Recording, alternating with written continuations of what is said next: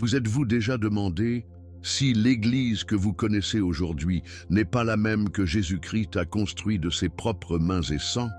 Et si, quelque part dans l'histoire, une fissure massive partageait le corps du Christ en deux et cette blessure n'a jamais vraiment guéri?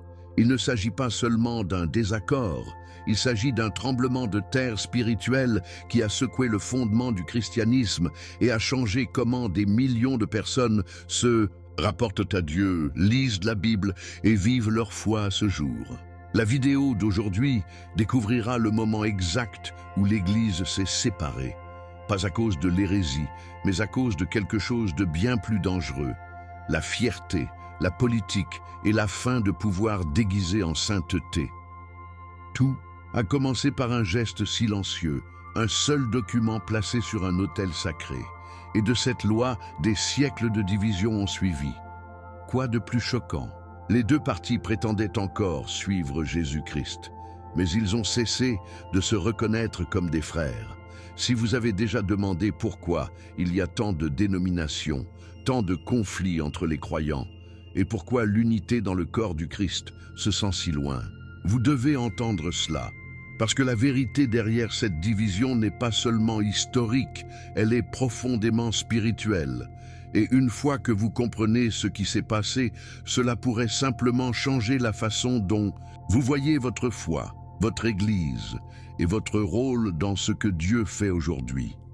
Dans les salles tranquilles de la Hagia Sophia, sous les grandes dômes qui résonnaient autrefois avec des prières anciennes, quelque chose s'est produit qui a secoué les fondements du monde chrétien. Ce n'était pas le son de la guerre, ni le cri d'hérésie, c'était le placement silencieux d'un parchemin. Un légat papal, au nom de l'évêque de Rome, a déposé un taureau d'excommunication sur l'autel en 1054. Ce moment, toujours en murmure mais net qu'une épée, a signalé le début officiel de ce que l'histoire appellerait le grand schisme. Mais voici ce qui a souvent manqué. Ce n'était pas une explosion soudaine, c'était un feu lent, des siècles en préparation. La Bible nous enseigne dans Proverbe 13:10 que Pride ne reproduit que des querelles. Et en effet, la fierté de l'Est et de l'Ouest se préparait depuis des générations. La foi devrait s'unir, mais les mains humaines, lorsqu'elles sont conduites par l'ego et non par l'Esprit de Dieu, peuvent diviser même les autels les plus saints. Imaginez une seconde, si deux frères et sœurs, élevés sous le même toit, aimaient le même père mais cessaient lentement de parler. On insiste sur les règles, l'autre sur le mystère. L'un dit « Je parle pour la famille », tandis que l'autre répond « Personne ne parle seul ». C'est l'image que nous trouvons lorsque nous explorons ce qui s'est réellement passé entre l'Église catholique romaine et l'Église orthodoxe orientale. Tous deux ont prétendu suivre Jésus-Christ, tous deux tenaient étroitement à la Bible et tous deux ont professé la croyance au même Dieu. Pourtant, la méfiance s'était glissée comme une ombre au crépuscule, sans aucun doute jusqu'à ce que la lumière ait presque disparu. Et ce qui était autrefois une maison de foi dynamique a commencé à se sentir comme deux maisons distinctes, chacune convaincue que l'autre avait perdu son chemin. Maintenant, nous devons faire une pause et demander pourquoi Dieu, qui a prié dans Jean 17 afin que nous ne soient un, permettait une telle rupture. Certains disent que c'était de la politique. D'autres indiquent les nuances théologiques, mais ceux qui marchent par la foi savent qu'il y a souvent une leçon derrière la division. Parfois, Dieu révèle la vérité, non pas par l'unité parfaite, mais par la douleur de la séparation. Tout comme dans Acte 15, lorsque Paul et Barnabas avaient un désaccord net et se sont séparés, le message de Jésus-Christ s'est toujours propagé.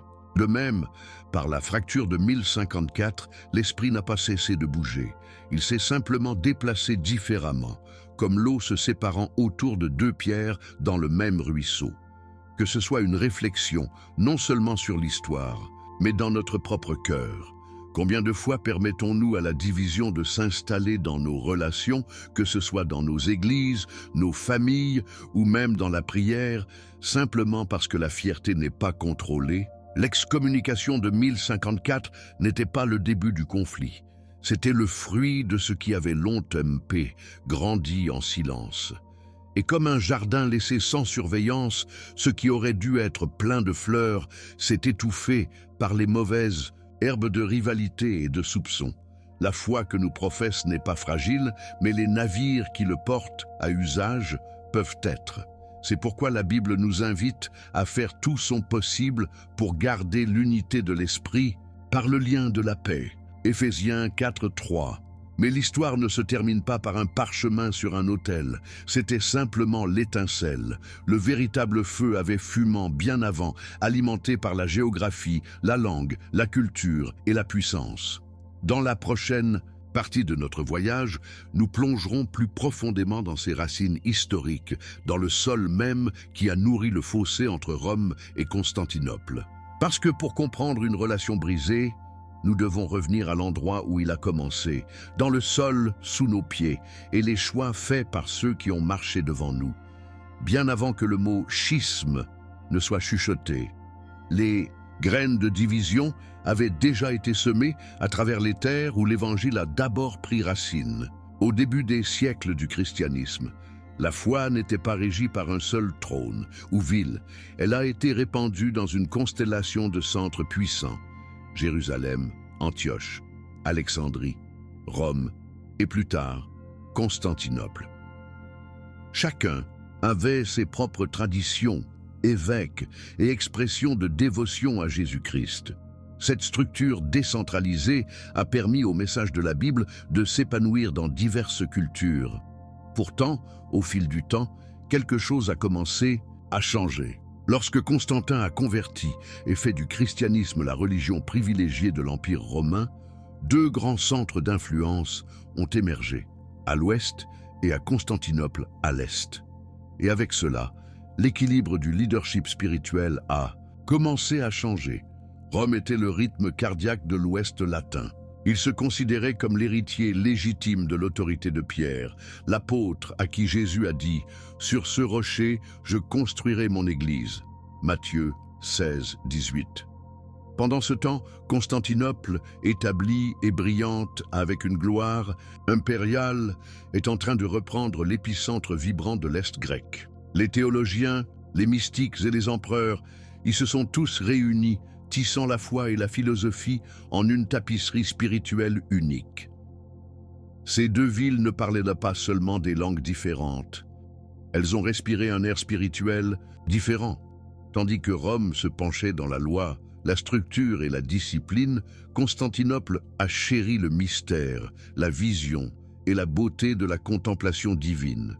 Il n'est pas étonnant que ce qui a commencé comme de petites nuances, finalement durcit dans des divisions spirituelles et administratives profondes.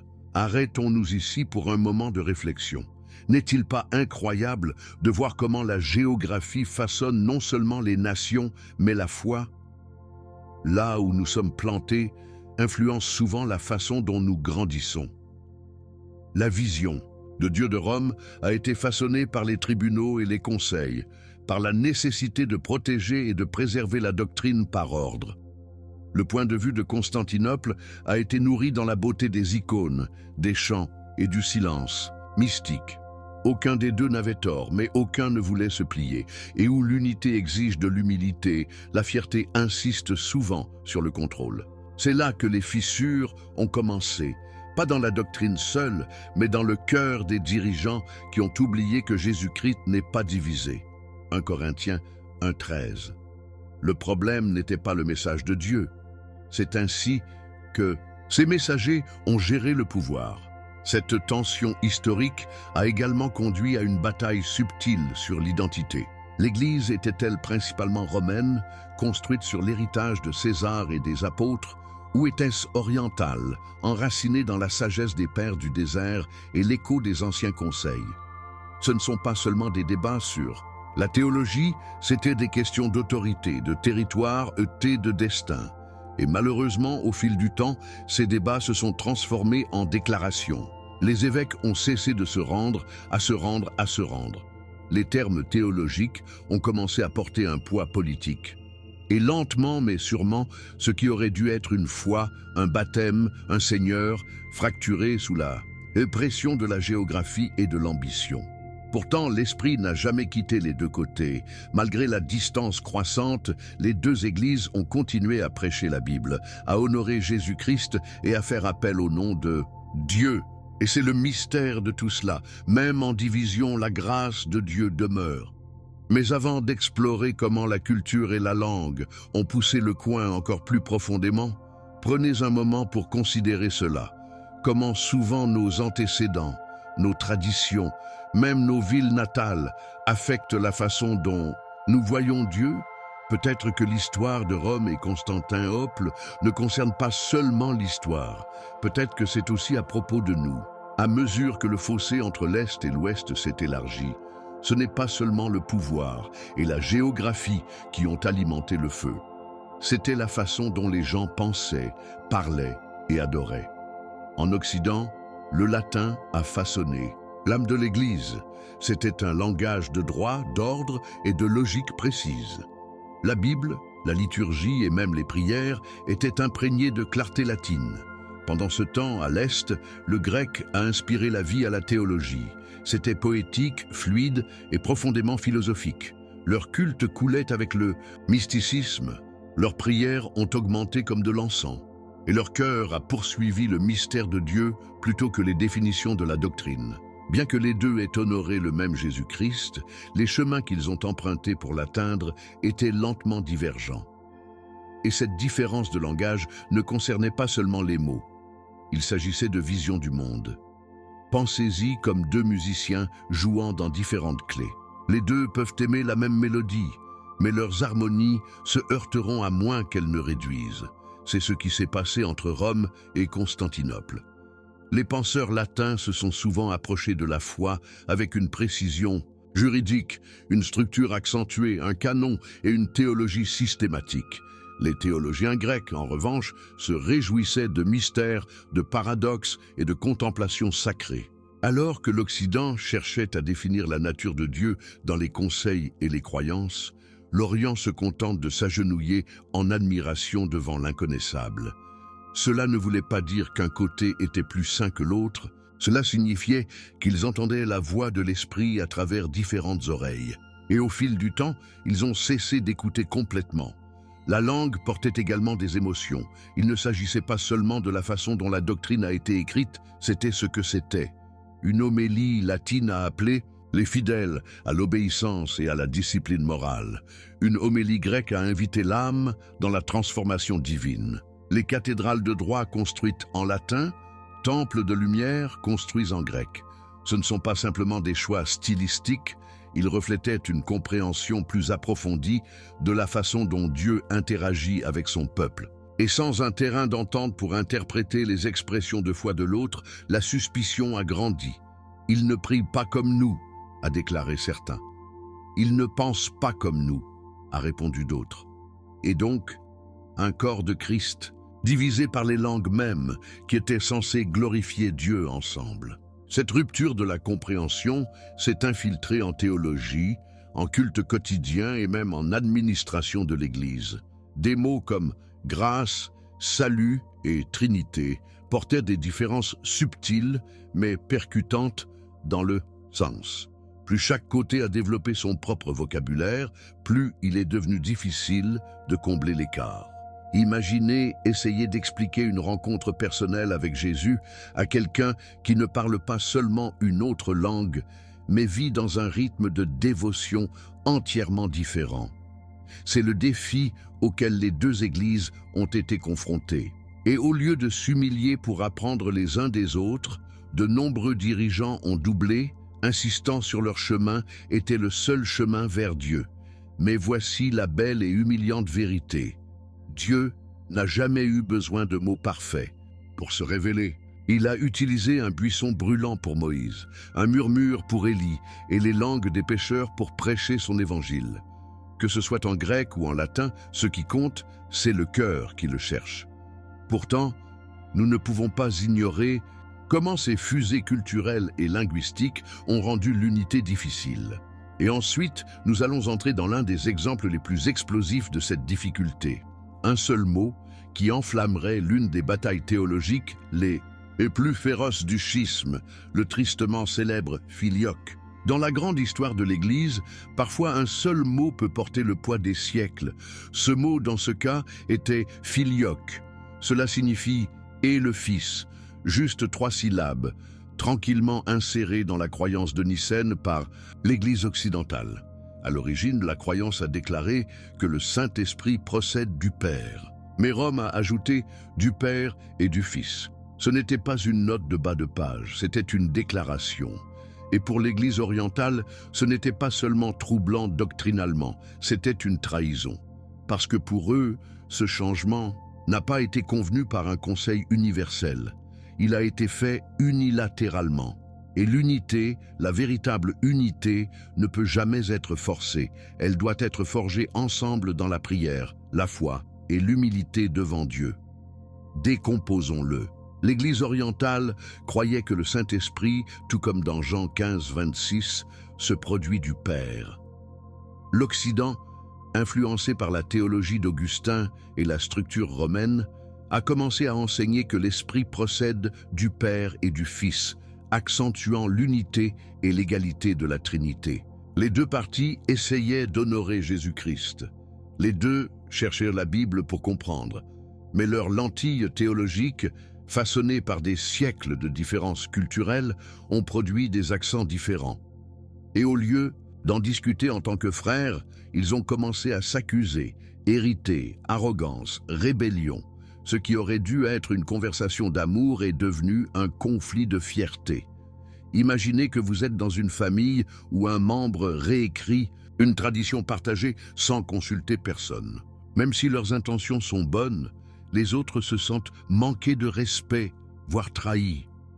C'est exactement ainsi que l'Est a vu la décision de Rome. Il ne s'agissait pas seulement de la doctrine, il s'agissait du processus. Les patriarches orientaux ont demandé qui a donné au pape le droit de modifier une croyance qui appartient à toute l'Église. Et c'est là que la vraie fissure s'est élargie. Parce que sous la surface du désaccord théologique se posa une question plus profonde. Qui a l'autorité finale dans l'Église de Jésus-Christ? Et cette question résonnait plus fort que toute doctrine. Ce n'était pas simplement un différend académique, il a eu des conséquences spirituelles profondes. Pour l'Est, l'insertion non autorisée de filioque symbolisait quelque chose de dangereux. Une Église s'éloignant de l'humilité conciliaire et dans le pouvoir unilatéral. Et pour être juste, l'Occident l'a vu comme une clarification nécessaire pour défendre la nature divine de Jésus et l'unité intime de la Trinité. Mais voici l'ironie douloureuse, les deux parties essayaient de protéger la vérité, mais ce faisant, ils ont blessé l'unité. Et c'est une leçon dont nous avons encore besoin aujourd'hui. Parfois, dans nos efforts pour être justes, nous pouvons oublier d'être justes. Et Dieu, qui est à la fois la vérité et l'amour, nous appelle à entrer dans les deux. Alors, maintenant, nous voyons que filioque n'était pas seulement un mot, c'était un miroir. Il reflétait les fractures plus profondes dans le corps du Christ, différentes vues de l'autorité, les différentes compréhensions de la tradition, et différentes postures devant le mystère de Dieu. Et ce qui a commencé comme une note de bas de page théologique est devenu une bannière de la division. Mais ce n'était pas la fin. Il n'a ouvert que la porte à un désaccord plus explosif, celui qui placerait le pape au centre même de la tempête. Passons maintenant à la prochaine partie du voyage et découvrons comment la suprématie papale est devenue le point de basculement de non-retour. S'il y avait un problème qui cristallisait le fossé croissant entre l'Est et l'Ouest, c'était la question de savoir qui parle pour l'Église. L'Église occidentale, centrée à Rome, a commencé à déclarer quelque chose de gras et, à beaucoup à l'Est, dangereux. Que l'évêque de Rome, le pape, n'était pas seulement un leader parmi les égaux, mais l'autorité suprême et universelle de tous les chrétiens. Cette idée n'était pas entièrement nouvelle. L'Occident a longtemps revendiqué la succession apostolique de Pierre, et la Bible montre en effet Jésus-Christ disant à Pierre « Nourris mes moutons ». Jean 21, 17. Mais l'Est a interprété cet appel différemment. Ils ont honoré le rôle de Peter, mais pas la notion de souverain infaillible sur tous les croyants. Pour eux, la véritable autorité est passée par un accord conciliaire, un saint conseil des évêques dirigé par le Saint-Esprit, pas un seul homme seul. Cette différence a profondément coupé au cœur de la gouvernance de l'Église. L'Occident, de plus en plus façonné par le droit romain et la structure impériale, considérait le pape comme une nécessité divine pour préserver l'unité et l'orthodoxie. Mais l'Orient, respirant l'air de la philosophie grecque et du mysticisme spirituel, craignait qu'une telle autorité centralisée devienne l'impérialisme spirituel, plus de pouvoir que de foi. Et à bien des égards, ils avaient raison de s'inquiéter. Alors que les papes commençaient à affirmer la domination non seulement sur la doctrine, mais dans les églises orientales et leur leadership, les tensions se sont transformées en rébellion. Les patriarches orientaux ont demandé si Dieu nous a donné la même Bible, le même Jésus, le même Esprit. Pourquoi devrions-nous répondre à Rome? Mettons cela dans une image du monde réel. Imaginez un groupe de frères et sœurs essayant d'honorer l'héritage de leur père. L'un d'eux s'intensifie et dit « À partir de maintenant, je vais parler pour nous tous. Vous devez obéir à ce que je dis. » Même si ses motivations sont sincères, que se passe-t-il si les autres se sentent réduits au silence, négligés ou manquants? L'unité qui découle autrefois de l'amour partagé devient désormais tendue sous la hiérarchie. C'est ce que l'Est a ressenti, pas seulement ignoré, mais éclipsé. Et au nom de l'unité, Rome était à leurs yeux semise involontairement de la désunion. Le message de Jésus-Christ était toujours prêché. La Bible était toujours lue. Mais la communion, oh, comment elle s'est fracturée. Et pourtant, l'ironie est toujours aussi nette. Le pape, en s'affirmant comme le rocher de l'unité, est devenu à l'Est un symbole de division. Ce que l'Occident a appelé l'ordre divin, l'Orient a appelé la dépasse spirituelle. Ce que Rome a vu comme l'autorité du berger, Constantinople, a vu comme un homme revendiquant trop de voix de Dieu. Et ce n'est pas seulement l'histoire ancienne, c'est un avertissement. Même aujourd'hui, nous devons nous demander, cherchons-nous la vérité de Dieu ou cherchons-nous le contrôle de son peuple? Le vrai leadership spirituel, selon Jésus, signifie laver les pieds, pas de construction de trône. Jean 13, 14, 15. Ainsi, alors que cette croyance en suprématie papale est devenue plus ferme en Occident, l'Est est devenu plus résolu pour le rejeter. Les lignes ont été tracées. Les ponts se sont affaiblis. La confiance a été remplacée par des soupçons. Et ce qui aurait pu être une famille liée par la foi est devenu une maison fracturée, faisant écho à des siècles de mauvaise communication. Mais la pause n'était pas encore complète. Une autre tempête augmentait, celle qui mélangerait non seulement la théologie et la tradition, mais maintenant aussi la politique, la guerre et une profonde méfiance mutuelle. Avançons maintenant et examinons comment le pouvoir politique, l'ambition et la peur ont poussé l'Église au-delà du point de retour. Au fil des siècles, les différends théologiques entre l'Est et l'Ouest n'étaient plus seulement une question de doctrine. Ils étaient trempés de politique, de rivalité et d'une méfiance croissante qui infecte même les intentions les plus sacrées. Après la chute de l'Empire romain occidental au Ve siècle, quelque chose de profond s'est produit. L'évêque de Rome, une fois une figure spirituelle, a pu assumer le pouvoir politique. Sans empereur pour guider le monde occidental, le pape a lentement émergé non seulement comme un berger des âmes, mais comme un souverain des royaumes. Et bien que la foi du peuple soit restée enracinée en Jésus-Christ, l'Église elle-même a commencé à porter une couronne. L'Est a regardé avec prudence. Pour eux, l'Église devait rester humble, sous la protection de l'empereur, pas au-dessus de lui. Cet affrontement de vision a transformé ce qui aurait dû être une famille spirituelle en deux empires idéologiques. À l'Est, un concept appelé césaropapisme a pris racine, où l'empereur a agi à la fois comme protecteur et partenaire de l'Église. Ce n'était pas simplement la politique, c'était un mode de vie. L'empereur a défendu la doctrine, a convoqué les conseils et a été considéré comme un gardien divinement nommé de la foi. En revanche, L'Occident considérait le pape comme l'autorité ultime sur les empereurs et les rois, les monarques défiant souvent les monarques et les couronnes même.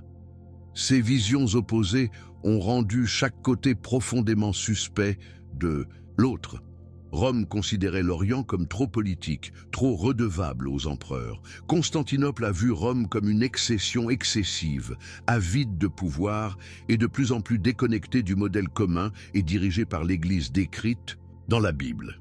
Imaginez deux voisins qui étaient autrefois amis, mais au fil du temps, chacun construit des murs plus élevés autour de leur propriété. Ils installent des gardes, des tours de guet et commencent à soupçonner que chaque action de l'autre est une menace. C'est la dynamique qui a défini l'Église au Xe et XIe siècle. Même les actes de charité ont été remis en question. Le travail missionnaire est devenu un concours. Apporte-t-il des gens à Dieu ou à Rome? L'Orient se demanderait. Pendant ce temps, l'Occident a demandé pourquoi l'Est résiste-t-il à notre aide et à nos conseils? Et dans cet environnement de tension, même le silence pourrait être mal interprété comme une hostilité. La confiance avait disparu, et sans confiance, même le message de l'Évangile le plus pur devient difficile à entendre. Et encore, Dieu a continué à bouger. Malgré la politique, malgré la fierté, les églises ont été construites, les gens ont été baptisés, et les prières se sont toujours élevées au paradis. Mais la fracture n'était plus une fissure capillaire. C'était un gouffre élargi. La Bible nous avertit dans Jacques 3,16 « Car où l'envie et l'ambition égoïste existent, il y a des troubles et chaque mauvaise chose.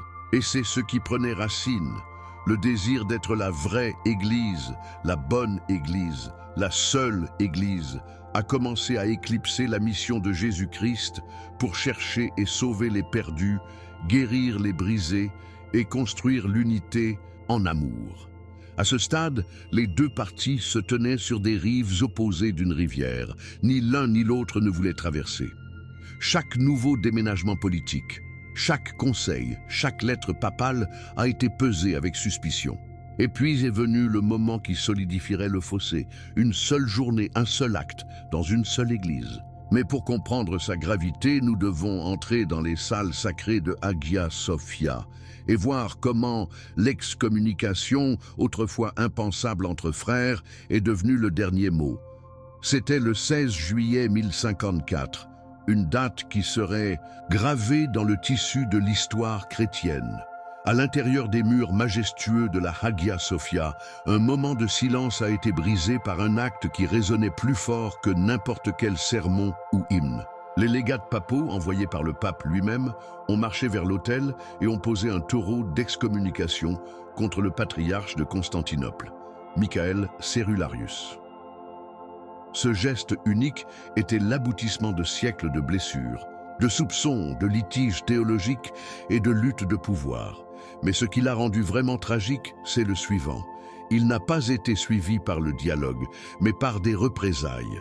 En réponse, l'Église orientale a excommunié la délégation papale, et juste comme ça, ce qui était autrefois un corps uni de Christ divisé en deux, East et Occident, orthodoxe et catholique. Ce n'était pas seulement un désaccord sur les doctrines, c'était un divorce spirituel. Et comme toutes les séparations douloureuses, elle a laissé des cicatrices qui saignaient dans tous les aspects de la vie de l'Église. Les excommunications n'étaient pas seulement symboliques, elles sont devenues la posture officielle de chaque Église vers l'autre. La liturgie a changé, le dialogue a cessé, la communion était brisée. Et tandis que la Bible résonnait, toujours dans les deux sanctuaires, les voix ne sont plus harmonisées. La foi est restée, mais la bourse s'est fracturée. Et au cours des siècles, cette fracture s'est normalisée. Les enfants ont grandi en ne sachant jamais un moment où l'Est et l'Ouest en étaient un. La séparation est devenue la tradition et la tradition est devenue une identité. Mais voici le chagrin caché. Les deux églises croyaient encore au même Dieu. Ils adoraient toujours Jésus-Christ. Ils lisent toujours les mêmes écritures, baptisés en son nom, et ont cherché à vivre une vie sainte. Et pourtant, un voile était tombé entre eux.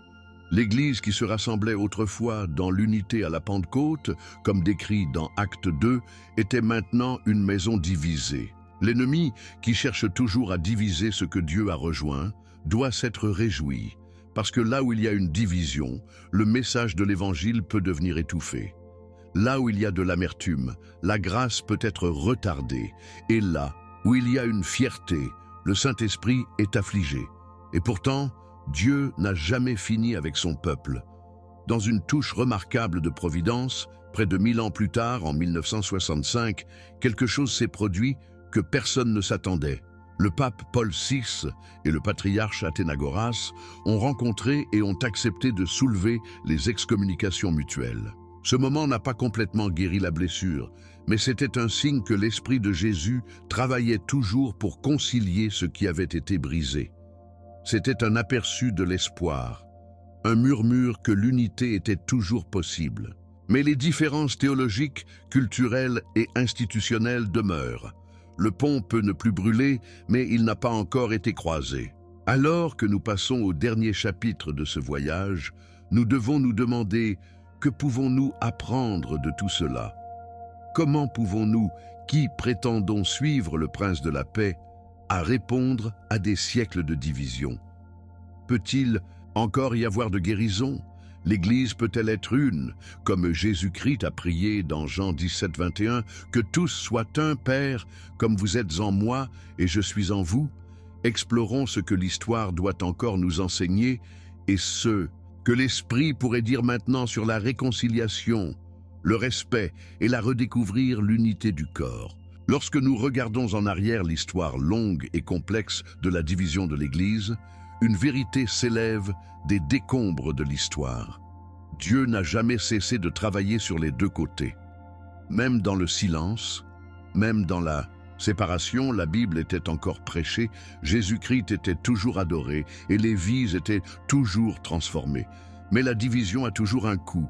Pendant près de 1000 ans, le corps du Christ a marché avec un moule, deux poumons, respirant séparément lorsqu'ils devaient respirer comme un seul.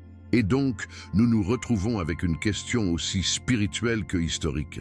Permettons-nous au passé à définir l'avenir, ou laisserons-nous l'Esprit de Dieu écrire un nouveau chapitre de l'unité? Les différences entre l'Est et l'Ouest sont réelles. L'Église orientale continue de rejeter la suprématie papale. Leur clergé peut se marier. Leur liturgie reste remplie de chants anciens, d'encens et d'icônes. L'Église occidentale se tient au célibat, célèbre la messe dans un rythme différent et suit une autorité centralisée au Vatican. Ces distinctions ne sont pas superficielles, elles proviennent de siècles de théologie, de culture et d'identité. Mais ils n'effacent pas ce qui nous lie ensemble. Une foi, une Bible, un Sauveur, Jésus-Christ. C'est le fil conducteur qu'aucun conseil, aucun empereur, aucune division n'a jamais pu couper. La réconciliation ne signifie pas ignorer le passé. Cela signifie faire face à l'humilité.